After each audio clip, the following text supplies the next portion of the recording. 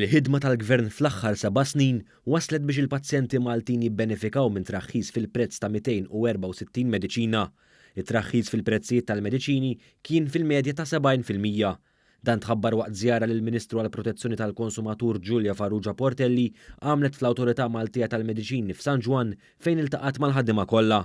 ċifri li kiseb One News juru li fl-aħħar 7 snin id-Direttorat tal-Liċenzjar tal-Awtorità awtorizza mal-4400 mediċina f'pajjiżna sabiex il-pazjenti Maltin ikunu jistgħu jibbenefikaw minn għażla aktar wiesa ta' mediċini. Dan fil-waqt li fl-istess perjodu iddaħlu 190 mediċina ġenerika ta' kwalità konformi ma' regolamenti Ewropej u li huma 80% irħas minn mediċini alternattivi li kienu diġà jinsabu fis-suq Malti. Il-Ministru Giulia Farrugia Portelli qalet l-awtorità qed tinkontribwixxi ħafna fl-ekonomija Maltija minn ħidma li qed tagħmel barra minn xtutna.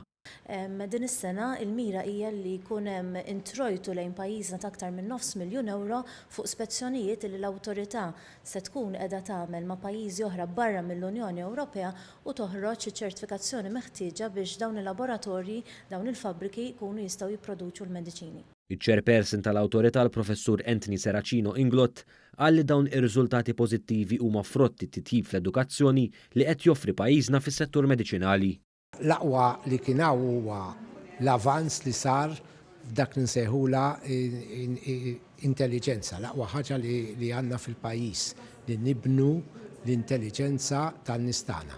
Dak kien l-ewwel pass fejn nistana huma ta' kalibru kbir li jitqabbel ma' kull awtorità oħra fl-Ewropa. Fil-fatt matul iż-żjara tal-Ministru Giulia Farrugia Portelli intqal kif is-sena l-oħra twafqet akkademja għall-eċċellenza u l-innovazzjoni li fiha jiġu diskussi opportunitajiet fl-oqsma dinamiċi ta' xjenza u t-teknoloġija permezz ta' korsijiet u seminars. L-akkademja hija din il-qafas ta' tagħlim lil speċjalisti fuq ix-xjenza regolatorja, ġifieri xi ħaġa li hija lil minn dak li nagħmlu s-soltu fej it-tmexxija ta' l-istess awtorità tara li jkun hemm biżżejjed nies professjonisti li qed jieħdu it-taħriġ ħalli din l-industrija farmaceutika tkompli mixi aktar il quddiem.